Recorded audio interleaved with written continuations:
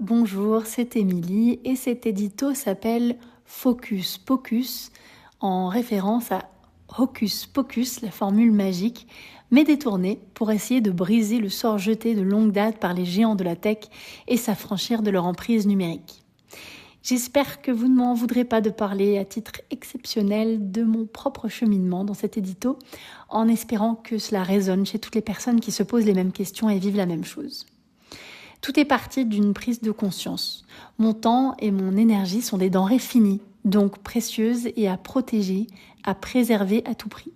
Je le savais depuis un moment déjà, mais ces derniers mois l'ont confirmé. J'ai perdu des points de vie à cause de toutes les distractions qui s'accumulaient au quotidien. J'ai gaspillé irrémédiablement un temps précieux à lire des mails inutiles, à voir mon attention court-circuitée par des notifications sans valeur. Plutôt que vivre ma vie, j'ai regardé celle de personnes que je ne connaissais ni ne suivais même pas, mais que l'algorithme avait quand même décidé de m'imposer en s'immisçant dans mon fil pourtant a priori personnalisé. Comme tout le monde, je connaissais les effets néfastes de ces plateformes sur ma santé mentale et j'ai toujours, en plus, un vrai problème avec la philosophie extractive et le modèle économique prédateur qui sous-tendent la conception et le déploiement de ces outils. Leur gloutonnerie numérique est devenue toujours plus vorace, toujours plus fin de mon temps, mon énergie, mes données, mes idées, mes émotions, ma vie, mon âme. Mais tout en sachant tout cela, je me suis toujours plus enfoncée dans ma dissonance cognitive. Et puis janvier 2025 est arrivé. La dimension politique et géopolitique du numérique est devenue impossible à ignorer. Et j'ai dit stop. Cette année a donc été celle d'un reset numérique et mental aussi progressif que profond. Migration des outils numériques d'unis vers des alternatives européennes et responsables. Départ de la plupart de mes réseaux sociaux, boycott d'une plateforme de streaming mortifère pour soutenir celle qui paye le mieux les artistes, clôture de mes adresses Gmail personnelles pour basculer vers des services cryptés où mes données ne sont pas vendues mais protégées.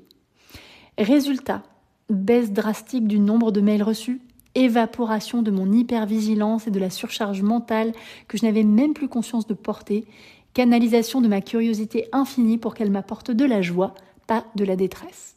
Et surtout, un vrai sentiment de légèreté, de sérénité et de contrôle quand j'ai enfin trouvé et adopté des outils alignés avec mes valeurs.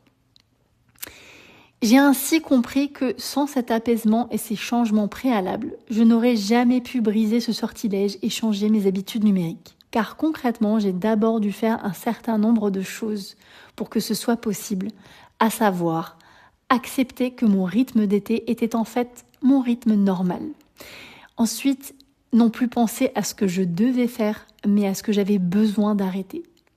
Ensuite, sanctuariser chaque jour des plages de temps dédiées à ma santé mentale et physique, identifier les distractions qui venaient percuter mon quotidien et mon attention, créer, voire recréer un cadre protégeant mon temps et mon énergie, développer de nouvelles habitudes numériques pour remplacer les anciennes et ne pas retomber dans les mêmes travers, et enfin m'appuyer sur des personnes de confiance pour pouvoir permettre à cette nouvelle organisation de durer. Je partage tout cela car il est encore plus difficile de se défaire de cette emprise numérique lorsqu'on est artiste, car à cela s'ajoute une industrie musicale qui parle de singularité mais ne juge et ne jure que par les chiffres, des injonctions contradictoires en cascade, un écosystème numérique gangréné par une économie de l'attention poussée à son paroxysme et dopée à l'IA, et un manque cruel de visibilité et de stabilité du fait du contexte politique et économique anxiogène. Donc si j'ai un seul message à partager aujourd'hui, c'est l'humain d'abord. Prendre le temps qu'il faut pour soi, son corps, son projet, c'est la base, c'est sain, c'est primordial, c'est vital. Se rappeler lorsqu'on doute ou que l'on se retrouve sous pression à regarder la vie des autres, que l'algorithme n'est pas neutre, que les plateformes exploitent nos insécurités psychologiques, à commencer par le FOMO, le fameux Fear of Missing Out. Et que mettre à distance tout ce bruit permet d'enfin respirer et de faire des choix pour soi qui, eux, nous font du bien. Donc, focus, pocus, et ça ira mieux. Merci d'avoir suivi cet épisode jusqu'au bout. N'hésitez pas à vous abonner à notre newsletter en scannant le QR code qui s'affiche à droite de l'écran ou en cliquant sur le lien dans la description. À très bientôt pour le prochain épisode.